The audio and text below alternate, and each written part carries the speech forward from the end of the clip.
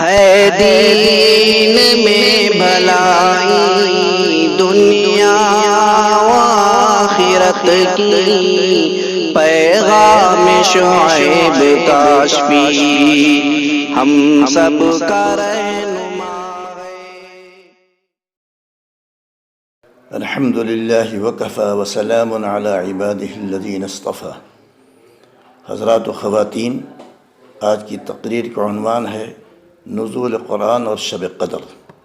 قرآن شریف اللہ تعالیٰ کا وہ آخری کلام معجز نظام ہے جو جبریل امین کے ذریعے حضور خاتم الانبیاء والمرسلین صلی اللہ علیہ وسلم پر 23 سال تک تھوڑا تھوڑا بقدر ضرورت نازل ہوتا رہا۔ اس کی ابتدا سورہ فاتحہ سے ہوتی ہے اور اس کی انتہا سورہ ناس پر ہوتی ہے۔ 114 صورتوں پر مشتمل ہے۔ یہ تواتر طبقے کے ساتھ منقول ہے اور ایسا محفوظ ہے کہ آج تک حرف و ششے کا بھی فرق نہیں آیا اور نہ قیامت تک آئے گا انشاءاللہ۔ اس کے نزول کا آغاز رمضان کی شب قدر میں ہوا ہے، جس کا ذکر سورہ بقرہ میں بھی ہے، سورہ دخان میں بھی ہے اور سورہ قدر میں بھی ہے۔ شب قدر کے بارے میں سورہ قدر میں ارشاد ہے لیلۃ القدر خیر من الف شہر، یعنی شب قدر کی عبادت 1000 مہینوں سے بھی بہتر ہے۔ مطلب یہ ہے کہ 83 سال 4 ماہ سے زائد کی عبادت سے بھی بہتر ہے۔ اس رات کے بارے میں بخاری شریف میں ہے من قام لیلۃ القدر ایمانا و احتسابا غفر له ما تقدم من ذنبہ، یعنی جو شخص شب قدر میں عبادت کے لیے کھڑا رہا اور ذکر و عبادت میں مصروف رہا، اس کے تمام پچھلے گناہ معاف کر دیے جاتے ہیں۔ شب قدر کن تاریخوں میں آتی ہے؟ اس میں علماء کے مختلف اقوال ہیں جو 40 تک پہنچتے ہیں، مگر تمام اقوال میں صحیح قول یہ ہے کہ شب قدر رمضان کے آخری عشرے میں آتی ہے اور کسی بھی طاق رات میں یہ آ سکتی ہے۔ چنانچہ ام المؤمنین عائشہ صدیقہ رضی اللہ تعالیٰ عنہ فرماتی ہیں تحروا لیلۃ القدر فی الوتر من العشر الاواخر من رمضان، یعنی شب قدر کو رمضان کے آخری عشرے کی طاق راتوں میں تلاش کرو۔ پھر طاق راتوں بھی زیادہ گمان یہ ہے کہ 27ویں کو آتی ہے، لیکن بہرحال یہ احتمال رہتا ہے کہ نہ جانے کس رات میں آ جائے، اس لیے رمضان کی تمام راتوں میں عبادت کا اہتمام ہونا چاہیے۔ چنانچہ قرآن حدیث میں شب قدر متعین نہ کرنے کی وجہ یہی بیان کی گئی ہے تاکہ لوگ شب قدر کی تلاش میں تمام راتوں میں جاگنے کا اہتمام کریں۔ تفسیر قرطبی میں ہے کہ بعض لوگوں نے 27ویں کو شب قدر ہونے کا حساب اس طرح لگایا ہے کہ سورہ قدر میں لیلۃ القدر کا لفظ 3 مرتبہ آیا ہے اور ہر ایک میں 9 حرف ہیں، لام، یا، لام، تا، الف، لام، قاف، دال، را، یہ 9 حرف ہوئے۔ لہذا 9 کو 9 سے ضرب دیا تو حاصل ضرب 27 آیا، لیکن یہ ایک نکتہ ہے، لطیفہ ہے، دلیل نہیں ہے۔ قرآن حکیم میں ارشاد ہے کہ شب قدر میں فرشتے اور روح القدس اپنے پروردگار کی اجازت سے ہر کام کے لیے اترتے ہیں۔ تنزل الملائکۃ والروح فیہا بإذن ربہم من کل امر۔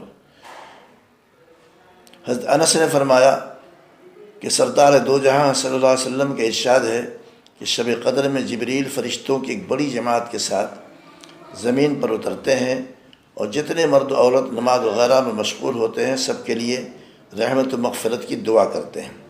ایک دوسری حدیث میں ہے کہ ہر مومن اور مرد و عورت کو سلام کرتے ہیں سوائے اس شخص کے جو شراب کا عادی ہو، خنزیر کا گوشت کھاتا ہو، زعفران میں رنگے ہوئے کپڑے پہنتا ہو۔ ایک اور حدیث میں ہے کہ سلام بھی کرتے ہیں اور مصروف عبادت مرد و عورت سے مصافحہ بھی کرتے ہیں، اور جس سے مصافحہ کرتے ہیں اس کے جسم کے رونگٹے کھڑے ہو جاتے ہیں، دل میں رقت اور ایک طرح کی نرمی پیدا ہو جاتی ہے اور آنکھوں سے آنسو جاری ہو جاتے ہیں۔ متعدد روایات و تفاسیر سے معلوم ہوتا ہے کہ اس رات میں تمام چھوٹی بڑی مخلوقات کے لیے جو کچھ تقدیر میں لکھا ہے اس کا جو حصہ اس سال کے رمضان سے اگلے رمضان تک پیش آنے والا ہے، یعنی اس رمضان سے لے کر اگلے رمضان تک جو کچھ پیش آنے والا ہے دنیا میں، وہ ان فرشتوں کے حوالے کر دیا جاتا ہے جو کائنات کے مختلف شعبوں کے انتظام پر مقرر ہیں، مثلاً کائنات میں ہونے والے خیر و شر کے واقعات، افراد، قوموں، ملکوں کی قسمتوں کے فیصلے، زمانے کے انقلابات، مخلوقات کے اعمال و احوال، بچوں کی پیدائش، بلاؤں اور وباؤں کا نزول، بیماری، آزادی، عمر، رزق، کھیتوں اور باغات کی پیداوار، بارش کی مقدار، جنگ و جدل، آندھی، طوفان، بجلی گرنا، زمینیں دھسنا، یہاں تک کہ کس کا کس سے نکاح ہوگا اور کون کون حج کرے گا وغیرہ جملہ چھوٹے بڑے امور سے متعلق سال بھر نافذ کیے جانے والے تقدیری فیصلے فرشتوں حوالے کر دیے جاتے ہیں اور ان کو ایک فہرست سال بھر کے کاموں کے تھما دی جاتی ہے۔ یہ رات ہر شر و آفت سے سلامتی کی رات ہے، قیامت کے ہلاکت خیز موقع پر نجات و سلامتی کا کامل ذریعہ ہے۔ یہ سلامتی، خیر و برکت، نزول و رحمت اور نزول ملائکہ کا سلسلہ صبح صادق چلتا رہتا ہے۔ سلام ہی حتی مطلع الفجر۔ ایک مرتبہ عائشہ صدیقہ رضی اللہ تعالیٰ عنہا نے عرض کیا، یا رسول اللہ، میں لیلۃ القدر میں بطور خاص کون سی دعا کیا کروں؟ فرمایا، اللہم انک عفو تحب العفو فاعف عنی۔ اے اللہ، آپ بہت معاف کرنے والے ہیں، معاف کرنے کو پسند فرماتے ہیں، لہذا مجھے معاف فرما دیجیے۔ یہاں یہ بات قابل غور ہے کہ عفو و مغفرت میں فرق ہے۔ مغفرت تو یہ ہے کہ گناہ پر پردہ ڈال دیا جائے اور اس پر کوئی عذاب نہ ہو، لیکن وہ گناہ نامہ اعمال میں لکھا رہتا ہے، مٹتا نہیں ہے۔ اور عفو یہ ہے کہ گناہ کو نامہ اعمال سے بالکل مٹا دیا جائے اور نامہ اعمال کو اس سے پاک کر دیا جائے۔ اب دعا کیجیے کہ اللہ تعالی ہم سب کو قرآن، رمضان اور شب قدر کی قدر کرنے کی توفیق عنایت فرمائے، آمین۔ وآخر دعوانا ان الحمد للہ رب العالمین۔